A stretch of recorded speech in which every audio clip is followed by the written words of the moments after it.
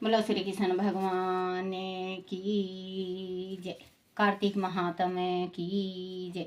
कार्तिक महात्म्य 20वां अध्याय।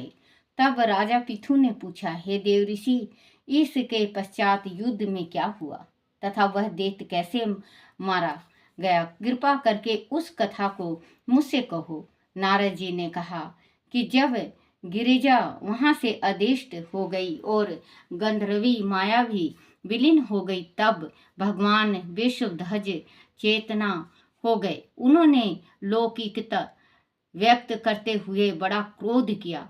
फिर भगवान शंकर जलंधर से युद्ध करने लगे। जलंधर शंकर के बाणों को काटने लगा, परंतु जब काट ना सका तो उसे माया की पार्वती बनाकर अपने रथ से बांध ली, जो विलाप कर रही थी। तब अपनी प्रिय पार्वती को इस तरह कष्ट में पड़ा देख के लौकिक लीला दिखाते हुए शंकर जी संसारिक जनों की तरह व्याकुल हो गए और उन्होंने अग्नि पुंज की तरह भयंकर रुद्र रूप धारण किया।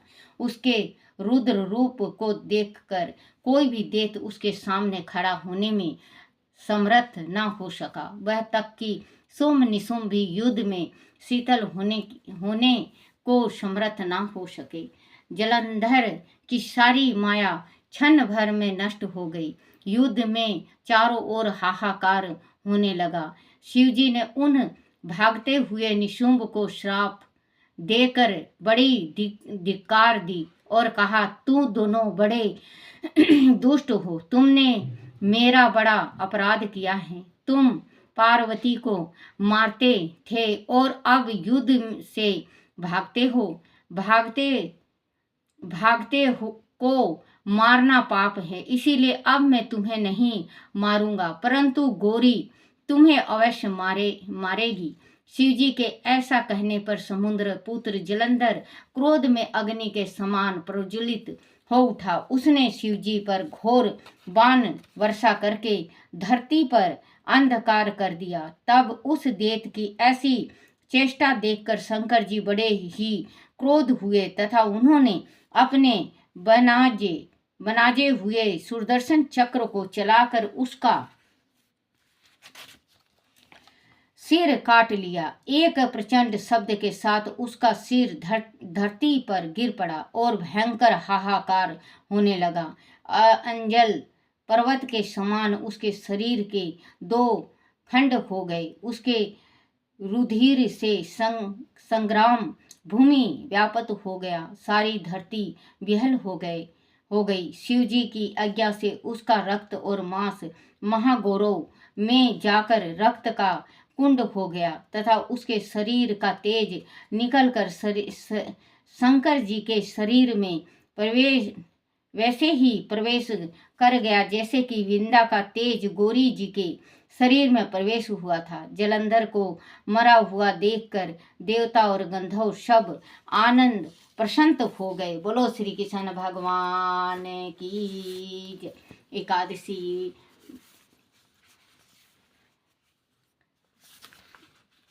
कार्तिक महात्म्य की जय। गीता माता की जय। गीता भागवत गीता में 11वां अध्याय। ये अर्जुन, संसार में मैं हूँ एक सम्राट, तुमको दृष्टि दीप दूं, देखो रूप विराट। सूर्य चंद्र 2 नेत्र हैं, सिर मेरा आकाश, ब्रह्मदीत मुझ में सभी करते वेद प्रकाश। सब योद्धा मरे हुए मेरे मुख के माही, देना चाहूं यश तुझे तू मत करियो नाही। हाथ जोड़ अर्जुन कहे, प्रथम रूप लो धार, प्रभु ने अद्भुत रूप को दीना तुरंत विस्तार। सियापति राम जय जय राम, मेरो मन बसियो सीताराम। गीता का 11वां अध्याय विश्व रूप धारण दर्शन योग। अर्जुन ने कहा कि हे भगवान आपने अपनी माया का जो गुप्त भेद मुझे बताया है उससे मेरा मोह भंग हो गया है। हे प्रभु, सृष्टि में प्राणियों की उत्पत्ति संसार और संहार और आपके नाश रहित स्वरूप की गुण कीर्ति आपके मुखारविंद से सुनी है। हे कमल नयन, आप मुझे अपनी विराट स्वरूप का दर्शन कराइए। आपके उस ज्ञान में ये ऐश्वर्य युक्त बलशाली तथा तेजस्वी स्वरूप का मैं दर्शन अभिलाषी हूँ। आदि ऐसे विराट स्वरूप का दर्शन करने में कराने में आप मुझे असमर्थ समझते हैं, तो अपने अविनाशी आत्मा स्वरूप का ही मुझे दर्शन कराइए। तब भगवान श्री कृष्ण बोले कि हे अर्जुन, तू मेरे विराट स्वरूप में मेरे अनेक रूप व वर्णों इत्यादि 8 वासुओं, 11 रुद्र व दोनों अश्वानी कुमार, 49 मारुद गणों तथा अन्य अनेक रूपों को भी देख, जिनका दर्शन तुझे पहले कभी नहीं किया है। मैं तुझे दीप दृष्टि प्रदान करता हूँ, क्योंकि तेरे इन चारम नैन द्वारा उनका अवलोकन कर पाना असंभव है। ततश्चात संजय ने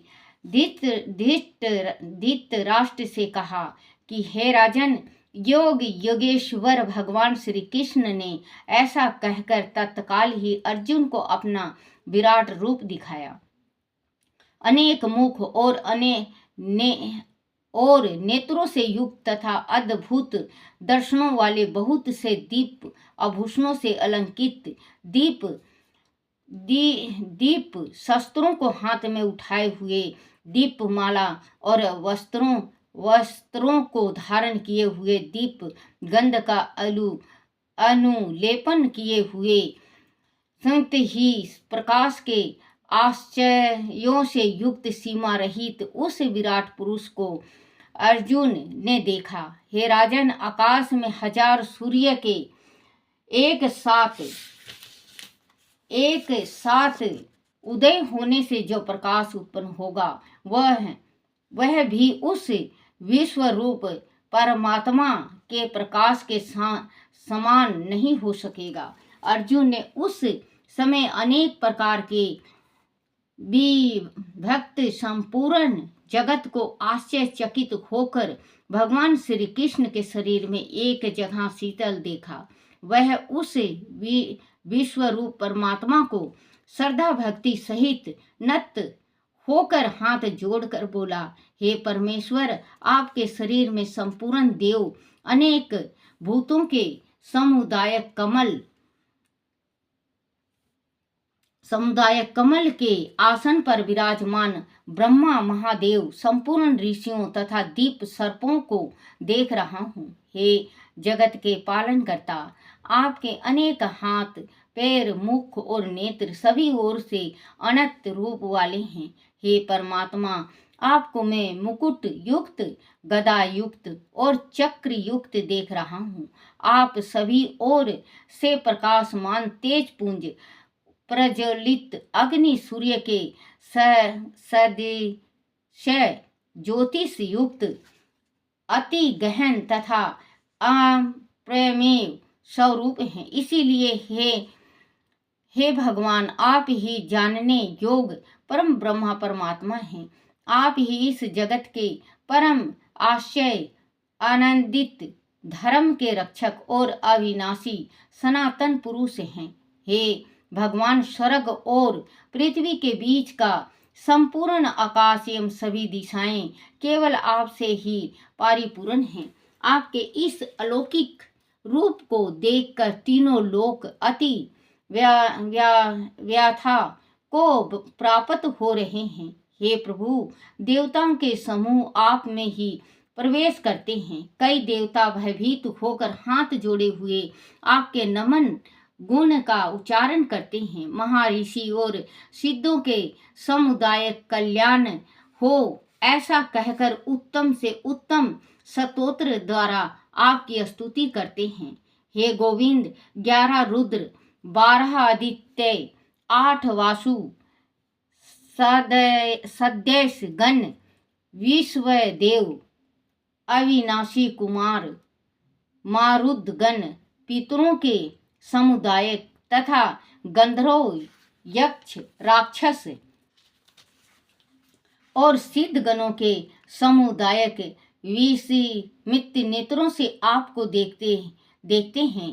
हे भगवान, आप अनेक मुख, नेत्र, हाथ, जांग, पैरों और उदर वाले हैं। आपकी दाढ़ें बड़ी विकराल हैं।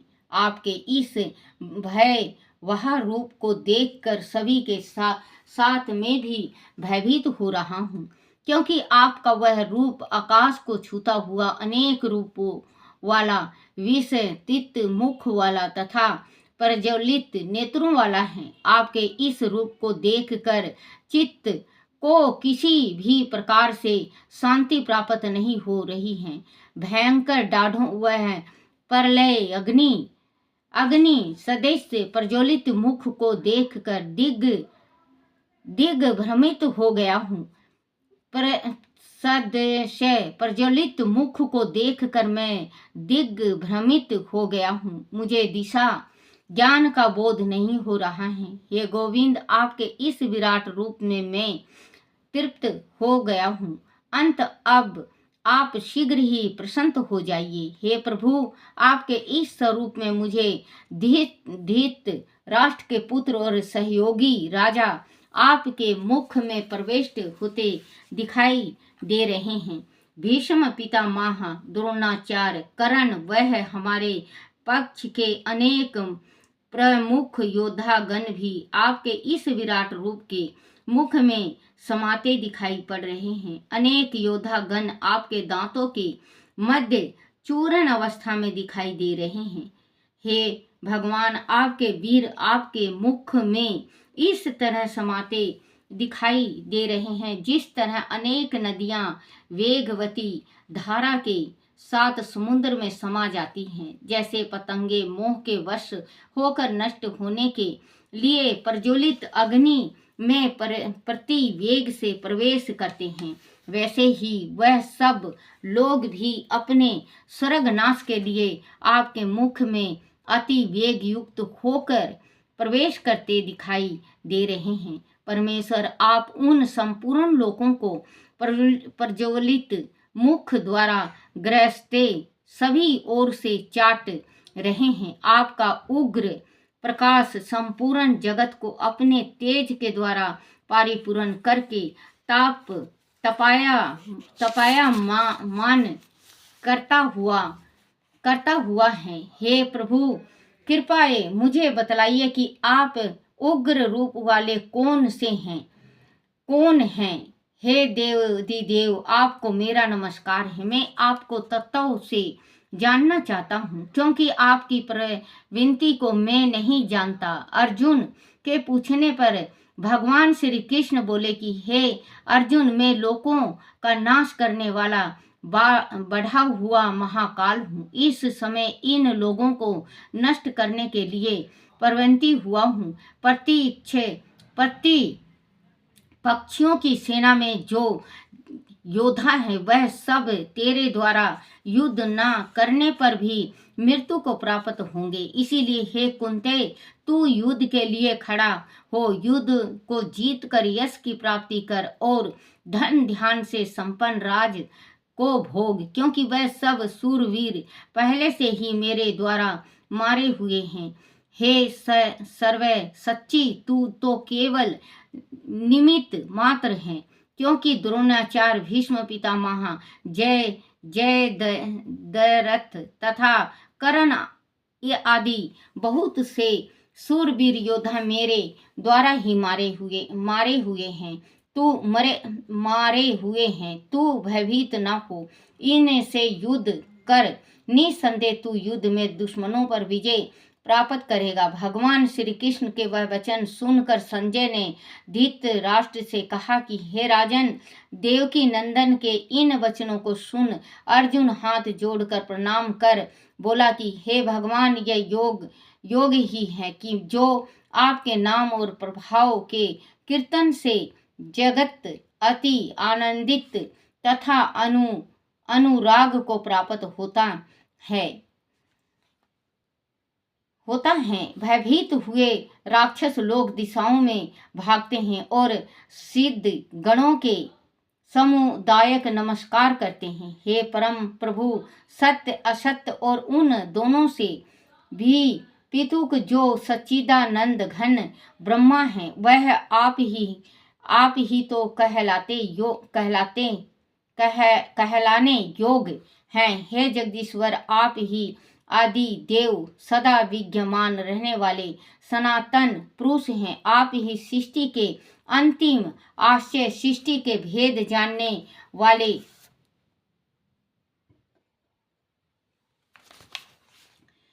चित्तनीय और परम पद स्वरूप हैं। हे अंतर्यामी, वह सृष्टि आप ही हैं, पूरित हैं। आप ही यम, वायु, वारुण, अग्नि, चंद्रमा एवं प्रजापति पिता ब्रह्मा को उत्पन्न करने वाले हैं। हे दीनानाथ, आपको बारंबार नमस्कार हैं। हे अनंत शक्ति से संपन्न स्वामी, आपको सभी ओर से नमस्कार है, क्योंकि आप ही सर्वस्व हैं। हे भगवान, अब तक मैं आपकी महिमा से अनभिज्ञ था। मित्रता भाव में है सखा। हे कृष्ण, हे यादव के जो संबोधन मैंने हठत आपको दिया है, तथा विहार, शयन, आसन, भोजन दी में अकेले अथवा सखाओं के सामने आप मेरे द्वारा परिहास रूप में अपमानित किए गए हैं, उन सब अपराधों के लिए मैं आपसे क्षमा चाहता हूँ। हे देव, आप इन चराचर जगत के पिता और गुरु से भी बड़े गुरु एवं अति पूजनीय हैं। हे परमेश्वर पिता जैसे पुत्र के सखा जैसा सखा के और पति जैसे अपनी प्रिय स्त्री के अपराधों को क्षमा कर देता है, वैसे ही आप मेरे भी अपराध क्षमा कर दें। हे गोविंद, मैंने आपका ऐसा विश्वास रूप पहले कभी नहीं आपका ऐसा विश्व रूप पहले कभी नहीं देखा था, इसीलिए मुझे आश्चर्य हो रहा है। आपके इस रूप का दर्शन करके मन को प्रफुल्लित हो उठा है, लेकिन मैं भयभीत हो रहा हूँ। अंत हे पुरुषोत्तम, आप प्रसन्न होकर मुझे अपने चतुर्भुजा रूप का दर्शन कराइए। इस पर भगवान श्री कृष्ण बोले कि हे अर्जुन, मेरे जिस विराट रूप का तूने दर्शन किया है वह देवताओं को भी दुर्लभ है। तू मेरा परम प्रिय है। अंत मैंने तुझे इस रूप के दर्शन कराए हैं। मैं इस विशाल रूप को देख कर तू व्यग्रह न हो, अपने अंदर उत्पन्न भय को दूर कर। अब मैं तुझे अपने चतुर्भुजा रूप का दर्शन कराता हूँ। तू इतना कहकर भगवान श्री कृष्ण ने अर्जुन को अपने चतुर्भुजा रूप के दर्शन कराए।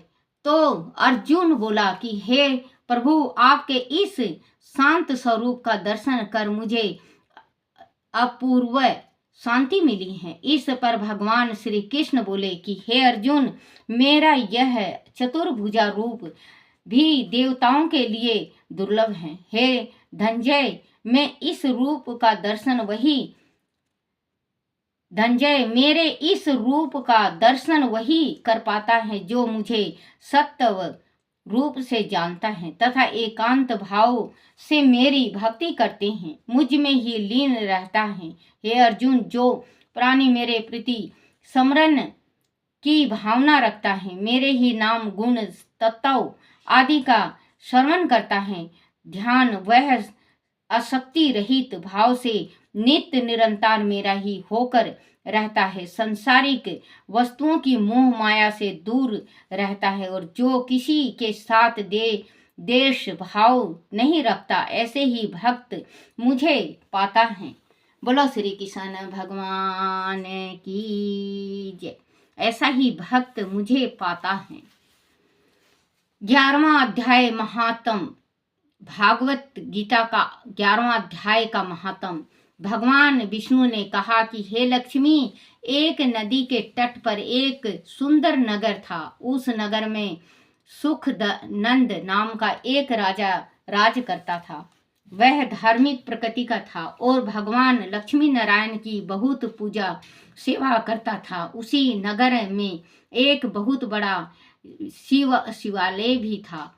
शिवालय का रख रखाव पूजा सेवा एक विद्वान ब्राह्मण करता था। वह ब्राह्मण प्रतिदिन स्नान से नित्य होकर गीता के 11वां अध्याय का पाठ करता था। राजा भी ब्राह्मण के मुख से प्रतिदिन गीता के 11वां अध्याय का पाठ सुनता था और भी श्री लक्ष्मी नारायण की सेवा किया करता था। इस प्रकार सेवा भाव के साथ समय गुजरता चला गया। एक दिन राजा गीता का पाठ सुनकर अपने महल की ओर जा रहा था। तभी महल से कुछ दूरी पर उसे 2 परदेसी आते दिखाई दिए। जब राजा उनके करीब पहुंचा तो वह बोले कि हे राजन, हमें कुछ दिन रहने के लिए स्थान चाहिए। राजा ने उनके लिए बड़ी हवेली के द्वार खुलवा दिए। रात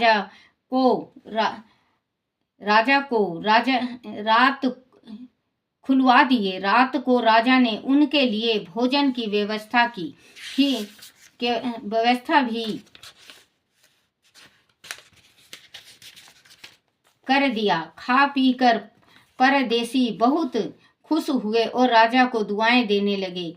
प्रातःकाल राजा उनसे मिलने गया। राजा के साथ उसका पुत्र, वह कई मित्र भी थे। हवेली में आकर राजा ब्राह्मण परदेसी के साथ आए महंत से बात करने लगा तथा राजा का पुत्र खेलने के लिए हवेली से बाहर निकल गया। वह से कुछ ही दूरी पर एक प्रेत रहता था। उस प्रेत ने राजा के पुत्र को मार दिया। नौकरों ने राजा को इसकी खबर दी।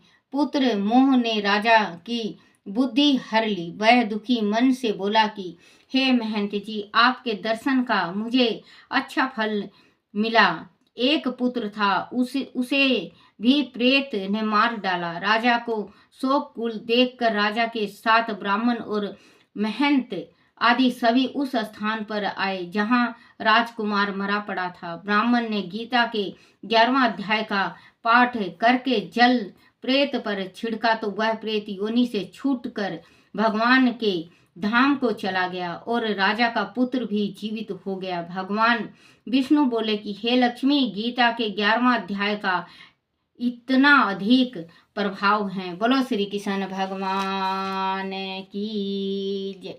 श्री कृष्ण गोविंद हरे मुरारी, हे नाथ नारायण वासुदेवाय। बोलो श्री कृष्ण भगवान की जय हो। जय हो मेरे श्री कृष्ण भगवान की जय हो। मेरे जय हो मेरी माँ तुलसा की जय हो। जय हो।